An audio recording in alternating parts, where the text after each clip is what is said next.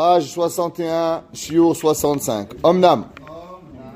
Kemo shedibanu bamitzvot, she'aya tzorech linakot bam yoter.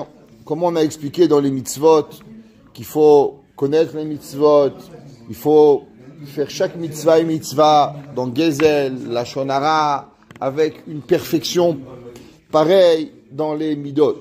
Dainu mima shirigilut bene adam li kashel. Puisque les personnes, elles ont l'habitude, comme on a dit, de tomber. C'est normal. Les gens, le vol, tu fais pas attention. On avait dit que les gens, ils deviennent des voleurs. La shonara, très rapidement, on tombe dans la shonara. On avait commencé à parler, Gaava, Kaas, Kina, Taava, toutes ces mitzvot-là, la personne, elle doit faire attention. Que leur mal, il est connu et il est dévoilé à tout le monde. Il n'y a pas besoin d'expliquer et de preuves le mal du Kaas, le mal de la Gaava, le mal de la Kina. Les gens ils tuent, les gens ils volent, les gens ils violent, les gens ils cassent à cause de toutes ces mauvaises midotes là. C'est pas très compliqué à comprendre le mal.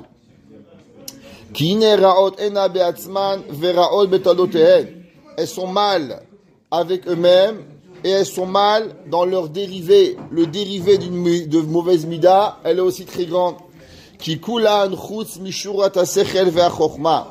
dit le Ramchal, à cause que les mauvaises midot, toute personne qui a la droiture du sechel, ça veut dire le Ramchal dit qu'il faut savoir que les midot, elles ont vraiment rien à voir avec la Torah. On n'a qu'à prendre Aristote, on n'a qu'à apprendre Socrate. Socrate, c'était les penseurs grecs. Ok, Socrate, Aristote, que le Rambam il dit qui sont arrivés à la sagesse au niveau le plus élevé, que l'homme il peut arriver juste en dessous de la névoie. C'est pour ça que le Rambam il dit que Aristote il est arrivé. À Socrate, il était Mamin Bakadosh Baruch Hu.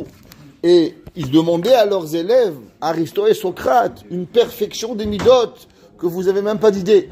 Parce que l'homme, pour comprendre le mal des mauvaises midot, il dit le Ramchal, c'est pas qu'à avoir avec la Torah. Nous, à Israël, on le fait parce que Kadosh Baruch Hu, il a demandé. Chaque chose que nous on fait parce que Hachem, comme on a expliqué avec Shem et Yefet. La différence c'est que Shem, il a fait parce que Kadosh Baruch Hu, il demande, Yefet demande à Pia Sechel. Mais il en reste, c'est que chaque Baal Sechel, chaque personne qui a le minimum d'intelligence, toute personne il peut s'appeler un Baal Sechel, il comprend déjà la gravité et l'importance d'être une bonne personne.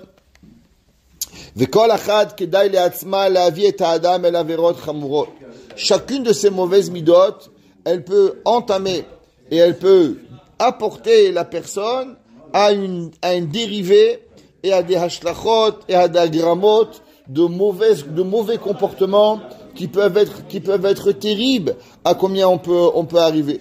Prenons la Gemara. La Gemara a dit qu'il y avait un roi, il s'appelait Yerovam ben Nevat, qui a été le premier roi d'Israël, qui était l'homme le plus tzaddik qu'il y avait.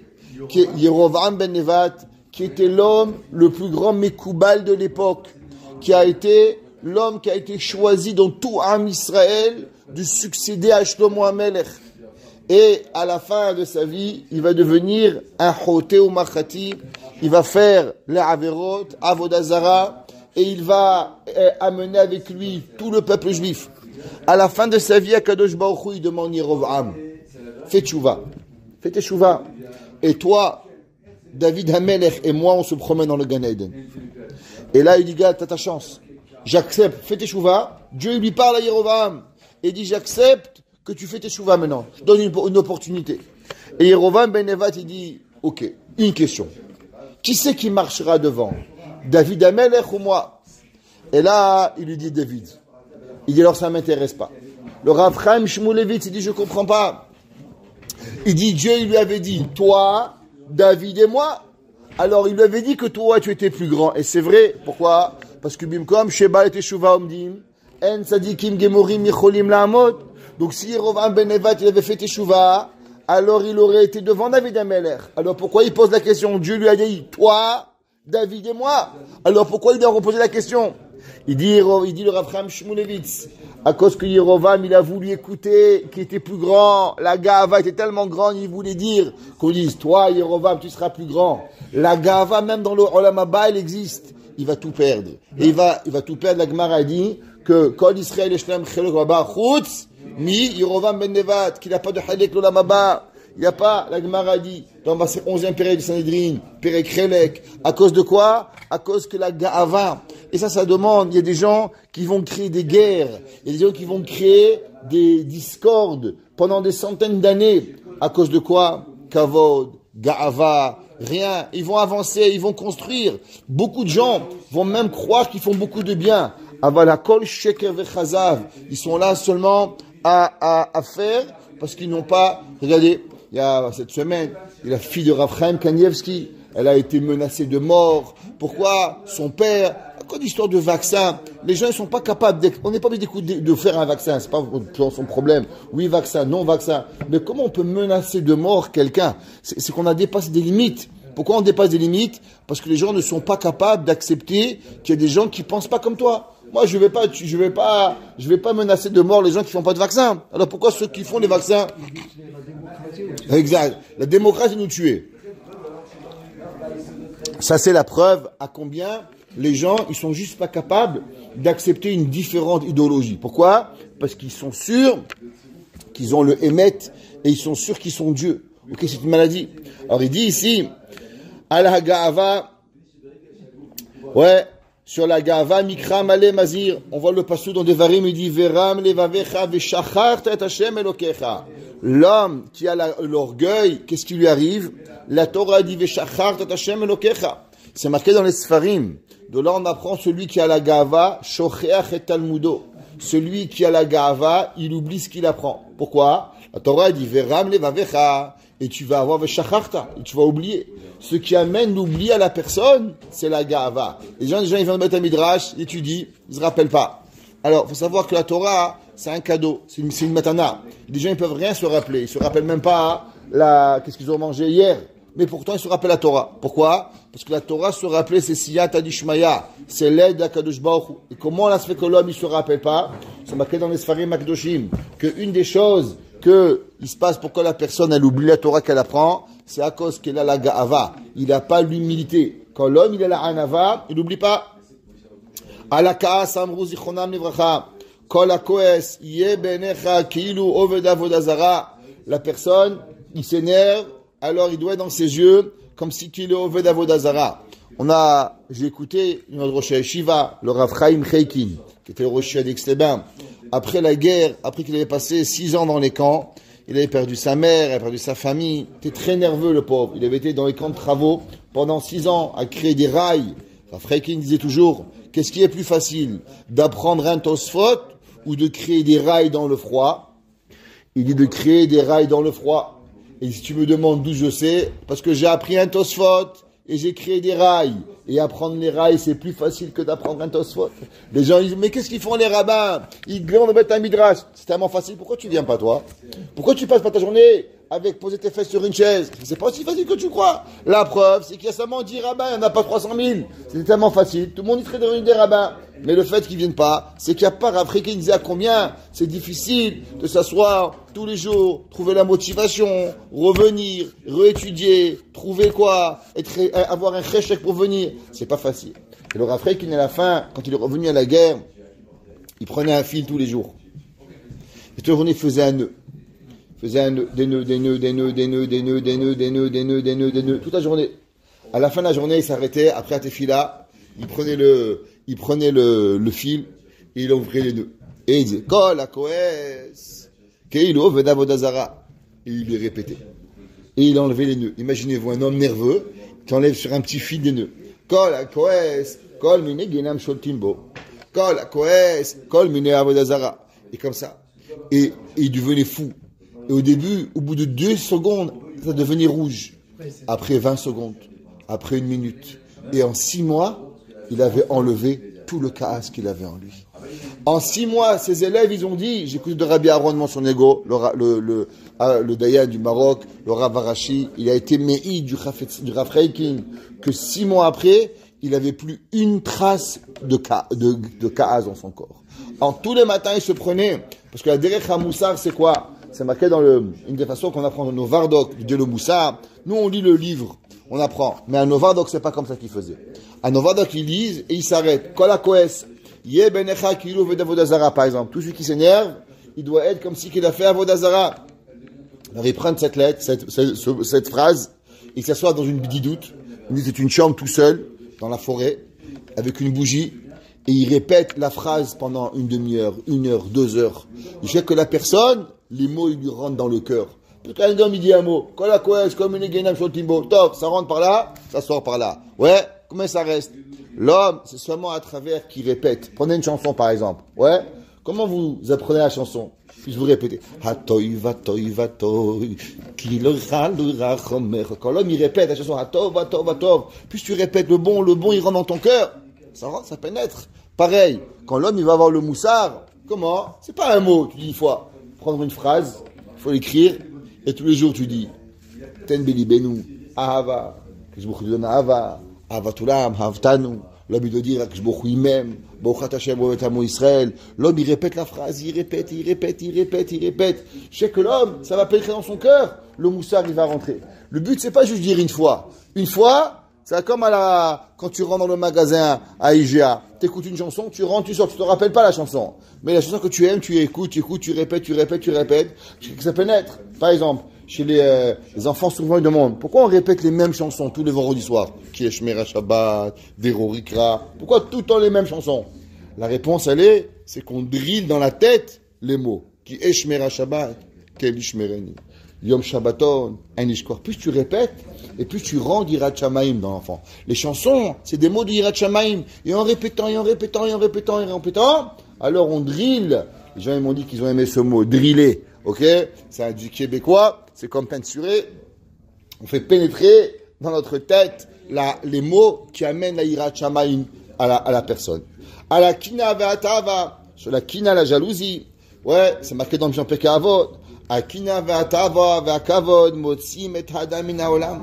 Un homme avec la kina, avec les envies, avec le kavod, motsim et hadam min haolam. Regardez, vous voulez savoir ce que c'est le kavod? Prenez Monsieur Trump, milliardaire, il a tout lâché, il était prêt à passer à un salaire de $0 pour devenir président des États-Unis. Et ce président, il a été le plus controversé de l'histoire, où tous les jours des milliers de personnes, ils lui disaient qu'il était un fou, tu es un malade, tu es un débile, tu es ci, tu es là. Les gens, ils faisaient des manifestations contre lui, tout ce que tu veux. Mais à la fin, il était le président. Pour avoir le titre de président, il a été prêt à subir 4 ans de lynchage, mais il était le président. Il était le président des États-Unis. Alors, tu veux savoir combien ça vaut le kavod? Ouais, ça vaut des milliards. La preuve, c'est qu'il a tout donné à son fils, à sa fille, pour pendant 4 ans, pour devenir président. Ça veut dire des milliards un homme il est prêt à payer pour être président. Ouais, parce qu'il pouvait pas avoir un business pendant qu'il était président. Alors, c'est un conflit d'intérêts. Alors il est devenu pauvre. Pendant 4 ans, il n'avait rien. Pas un sou. Pourquoi? À cause qu'il était président. Ouais, il était président. Comme il a dit des rabbins ces trucs, quand il fallait à Montréal, il a dit ici, c'est tous des présidents. C'est ou des anciens présidents, ou ils sont présidents, ou ils rêvent de devenir président. Le Canada, c'est le pays des présidents. Ouais. Alors, tu rentres dans une synagogue, ils disent, je vous présente l'ancien président, le président d'honneur et l'ancien président, et le futur président. Ouais, la première fois que je suis arrivé à Betora, je me rappelle, en 83, il y avait trois présidents. Je dis, c'est quoi? Ça, c'est l'ancien président, ça, c'est le président, et ça, c'est le futur président. Et là, qu'est-ce qu'on va faire avec eux? Ouais, 3 chaises de présidence. Pareil, l'homme, il doit savoir le kavod, à combien l'homme, il est prêt. Je vous dis, le kavod, l'homme, il ne sait pas. C'est plus que l'argent. L'homme, il est prêt à tout avoir pour arriver au kavod. Omnam ha'iyun, bravo, Bil'am ha'rasha. Comment il a pu... le Covid, il vient du kavod. C'est connu, ça. Comment il a pu canaliser ça? Qui ça? Ah, Rabbi Elazar ben Azaria, il a été Yoshev Elomed. Rabbi Elazar ben Azaria, d'abord, il a étudié, le Rambam, il écrit dans Piroucha Mishnayot, qu'il a étudié en 18 ans ce qu'un homme, il prend 70 ans à étudier. Le Rambam, il dit que Rabbi Elazar ben Azaria, pourquoi il était vieux? Parce que Behemet, il a appris la Torah comme un homme de 70 ans. Ça veut dire que ce que prend un homme 70 ans pour apprendre, lui, il a appris en 18 ans. Omnam, appris à Pshat, appris à Sot, parce qu'il avait une neshama de Shmuel Hanavi. Omnam ha'iyun amitztarer bam uli malet men mikolan tfehem. Maintenant, il faut se sauver de ces mauvaises midot et les dériver, tout ce qui peut arriver, les hashlachot. Ki kulam kechad surei gefen chiyam. On va parler chacun d'entre eux, chacune des midas, à arriver une à une. Iné. Donc c'est tout ce qu'on a entendu maintenant. De donner un travail à quelqu'un qui peut très bien le faire très mal, moyen. Il n'y a pas de moyen. Alors juste expliquer qu'est-ce qu'il demande. Il demande monsieur Rahamim, il dit, est-ce que l'homme il doit être la perfection? Alors cette semaine dans la paracha, c'est marqué Rav Moshe Feinstein. Il a dit que qu'est-ce que Yaakov Avinu, il a béni ses petits-enfants.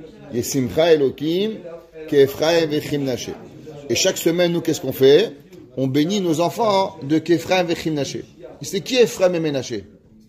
Ephraim et Ménaché, c'était les êtres suprêmes des Shvatim. Ça veut dire, dans l'histoire du monde, j'expliquais pourquoi. Dans l'histoire du monde, il y a ce qu'on appelle Yeridat Adorot.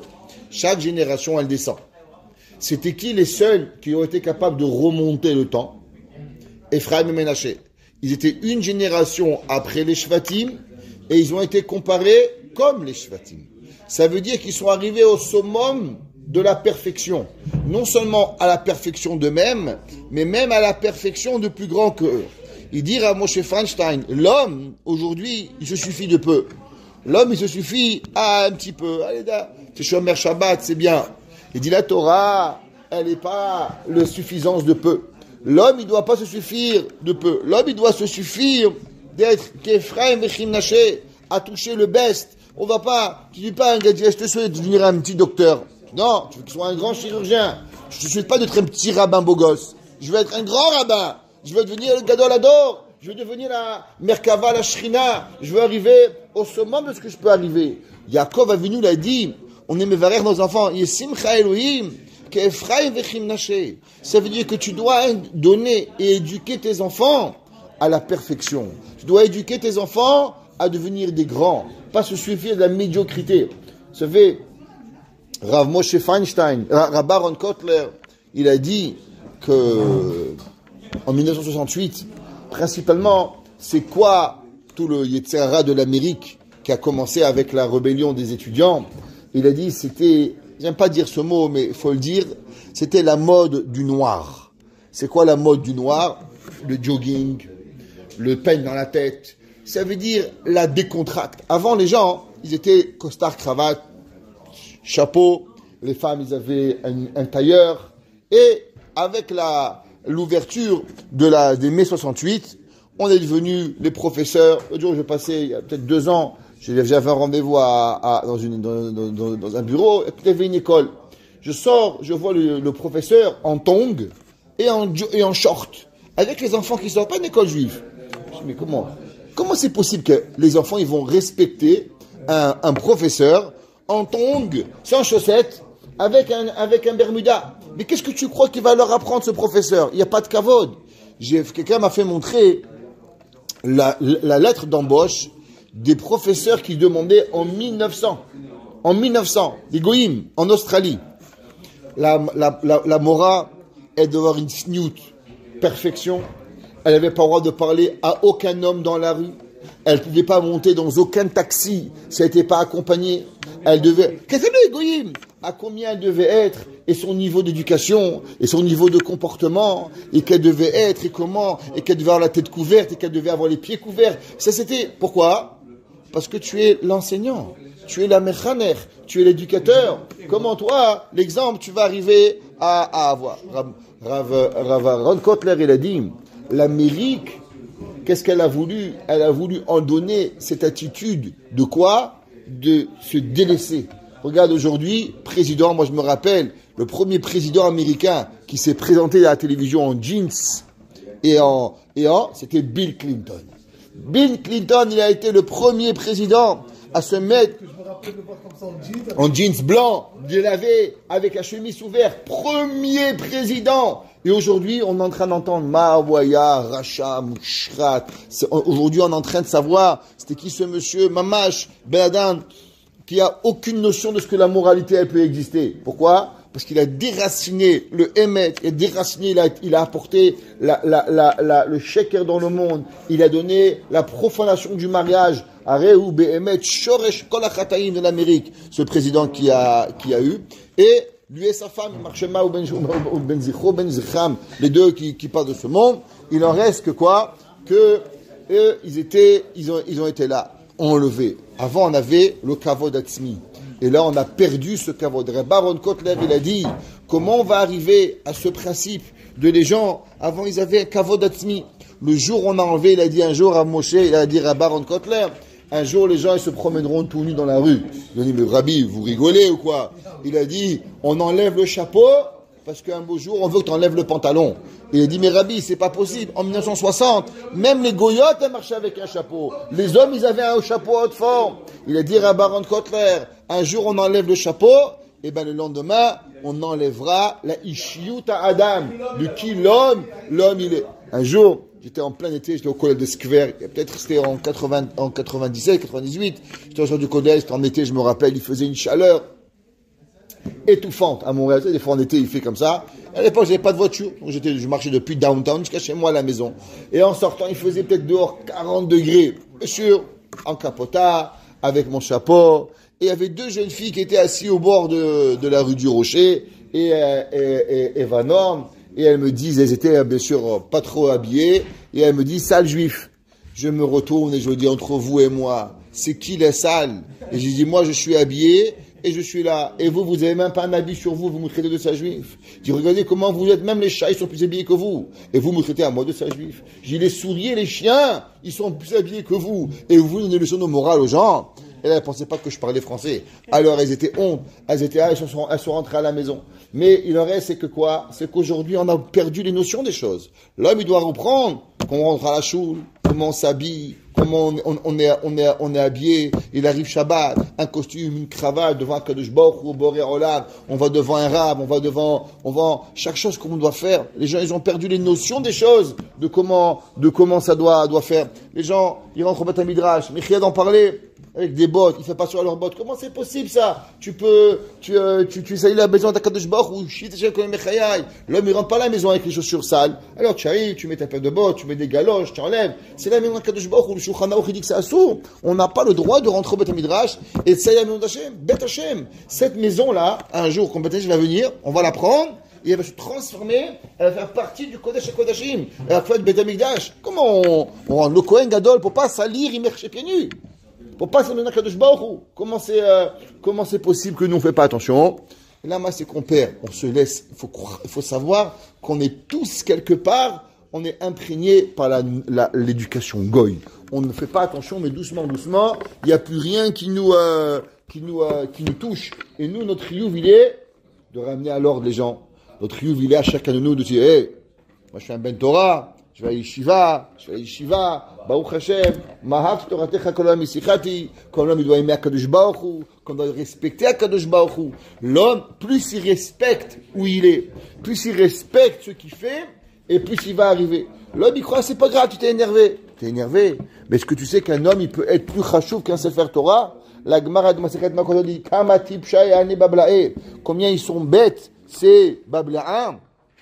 Pourquoi? La Gemara est marquée dans les Rouchami, Kamatib chez Arinche, ou les Rouchami, Kamatib chez Ane Bablae, des Kamel ifne Sefer Torah, Velo Kamel dit Hachamim. La Gemara dit qu'ils se lèvent devant le Sefer Torah, et ils se lèvent pas devant les rabbins. La Gemara, ils sont idiots. Pourquoi? Parce qu'un homme, il peut être encore mieux qu'un Sefer Torah. Un Sefer Torah, c'est mort. Sefer Torah, c'est rien écrit, c'est marqué des lettres. Anochi Hashem Elokecha. Un homme, il a pris sur son cœur et il a écrit dessus. Anochi Hashem Elokecha. Lo tignov, lo tigzol, lo tirtzach, kabet avicha vetimecha. L'homme, sur son cœur, il écrit la Torah et il fait vivre la Torah. La Torah, elle est morte. Le cœur, il est vivant. Alors il m'a dit, comment l'homme il est bête? L'homme il doit savoir, j'ai le pouvoir d'être plus grand qu'un Sefer Torah. Un homme il peut vendre un Sefer Torah pour étudier la Torah. Ça veut dire un homme il a un Sefer Torah, et maintenant il doit aller à Tombouctou, étudier avec son Rav, il a le droit de vendre son Sefer Torah pour aller étudier avec son Rav à Tombouctou. Ça veut dire que l'Imoud à Torah, il est plus chachouv que la Torah en elle-même. Parce que vous imaginez ça? Halakha dans Shulchan Aruch. Ouais, c'est pas une blague. L'homme, il faut savoir qu'il a un potentiel incroyable. Yesimcha Elokim, Ke'Ephraim Vechemnaché. L'homme, il ne doit pas se suffire, comme les goïms, de se suffire au minimum. Les gens, ils se suffient de rien aujourd'hui. Ah, ça va, c'est bien, t'as eu 40 en maths. C'est bien, t'as pas eu 0. Pourquoi t'as pas eu 0? Ouais, pourquoi tu n'as pas eu 100? Le professeur, il apprend 100, t'apprends 100. Comment c'est possible que tu as pas 100? Non, tu as un problème, tu es dyslexique, on va t'aider. Mais tu dois avoir le maximum que tu peux avoir, pas avoir se suffire du minimum. Les gens, aucun effort. Ils font rien. Il dit à Moshe Feinstein, ça a été la destruction du 21e siècle. Que l'homme, il se suffit de rien. L'homme, il se suffit d'une seule chose, la médiocrité. L'homme, il doit pas être médiocre. L'homme, il doit être quoi? Doit vouloir viser le plus haut possible. Rav Steinman, il visait quoi? Et Markava la Shechina, comme j'ai expliqué. Rav Moshe Feinstein, il se terminera avec ça. Un jour, à Moshe Feinstein, il avait 8 ans. 8 ans, il avait. Et il est parti avec son père à Saint-Pétersbourg. Il y avait une Asifa de Rabbanim à la ville de Saint-Pétersbourg. Alors, la réunion, c'était une grande réunion, tous les Rabbanim de Russie. Et la réunion, elle a duré 4 heures. Alors, le petit Moshe Feinstein, il avait 8 ans, il est arrivé à la Sifria, il a pris une Gemara Baba Kama. 1h30 après, il a fini la Gemara, il est parti prendre Gemara Baba Metzia. 1h30 après, il a fini Baba Metzia, il est parti prendre Baba Batra. 2 heures après, il avait fini Baba Metzia, Baba Batra, Baba Kama, Baba Metzia, Baba Batra.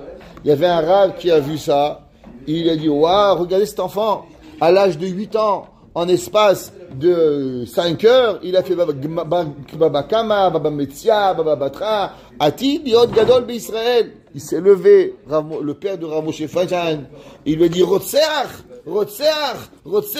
t'es un assassin. Il dit, qu'est-ce qu'il y a? Il dit, mais qu'est-ce que tu veux rentrer à mon fils? De la gava? Qu'est-ce que tu veux rentrer à mon fils?